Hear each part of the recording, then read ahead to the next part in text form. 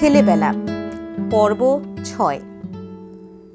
চাকরদের বড় কর্তা ব্রজেশ্বর। ছোট কর্তা যে ছিল তার নাম শ্যাম। বাড়ি যশোরে, খাঁটি পাড়া গেয়ে। ভাষা তার কলকাতাই নয়। সে বলতো, তেনারা ওনারা, খাতি হবে জাতি হবে, মুগির ডাল কুলির অম্বল। দমনি ছিল তার আদরের ডাক। তার রং ছিল শ্যামবর্ণ, বড় বড় চোখ, তেল চুকচুকে লম্বা চুল, মজবুত দোহারা শরীর। তার স্বভাবে কড়া কিছুই ছিল না, মন ছিল সাদা। ছেলেদের পরে তার ছিল দরদ। তার কাছে আমরা ডাকাতের গল্প শুনতে পেতাম।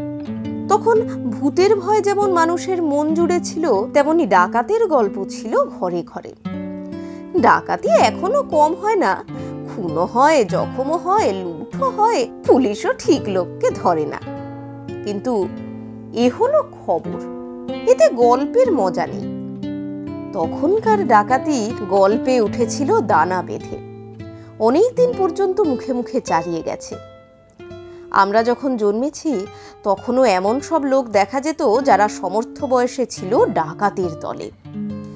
মস্ত মস্ত সব লাঠিয়াল, সঙ্গে সঙ্গে চলে লাঠি খেলার সাকরেত।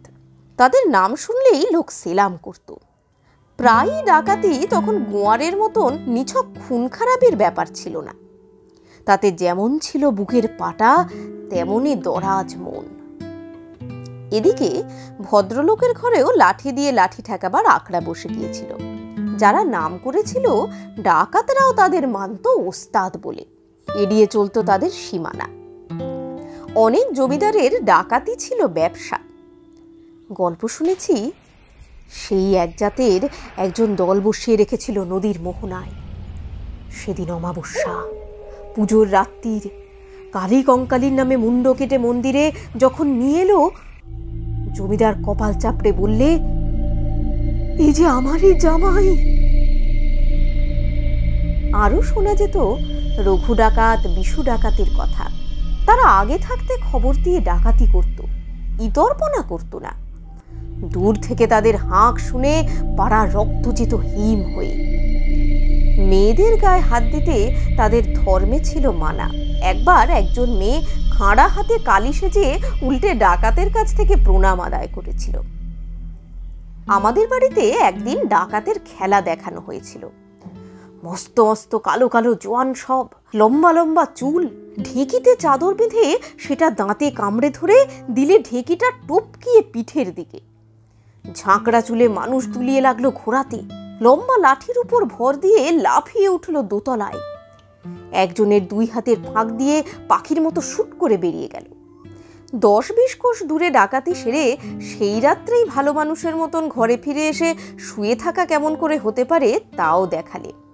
খুব বড় একজোড়া লাঠির মাঝখানে আড় করা একটা করে পা রাখবার কাঠের টুকরো বাঁধা। এই লাঠিকে বলে রন পা। দুই হাতে দুই লাঠির আগা ধরে সেই পাদানির উপর পা রেখে চললে 1 পা ফেলা 10 পা ফেলার সামিল হতো। ঘোড়ার চেয়ে দৌড় হতো বেশি। ডাকাতি করবার মতলব যদিও মাথায় ছিল না, তবু একসময় এই রন পায়ে চলার অভ্যাস তখনকার শান্তিনিকেতনে ছেলেদের মধ্যে চালাবার চেষ্টা করেছিল।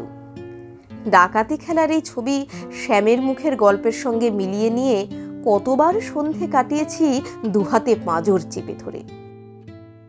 ছুটির রবিবার, আগের সন্ধেবেলায় ঝিঝি ডাকছিল বাইরের দক্ষিণের বাগানের ঝোপে। গল্পটা ছিল রঘু ডাকাতের। ছায়া কাঁপা ঘরে মিটমিটে আলোতে বুক করছিল ধুক ধুক। পরদিন ছুটির ফাঁকে পালকিতে চড়ে বসল। সেটা চলতে শুরু করলো বিনা চলায়, উড়ো ঠিকানায়। গল্পের জালে জড়ানো মনটাকে ভয়ের স্বাদ দেবার জন্যে। নিঝুম অন্ধকারের নাড়িতে যেন তালে তালে বেজে উঠছে বেহারাগুলোর হাই হুই হাই হুই। গা করছে ছমছম, ধুধু করে মাঠ, বাতাস কাঁপে রোদ্দুরে। দূরে ঝিকঝিক করে কালী দিঘির জল, চিকচিক করে বালি। ডাঙার উপর থেকে ঝুঁকে পড়েছে ফাটল ধরা ঘাটের দিকে ডালপালা ছড়ানো পাকুড় গাছ। গল্পের আতঙ্ক জমা হয়ে আছে না জানা মাঠের গাছতলায় ঘন বেতের ঝোপে।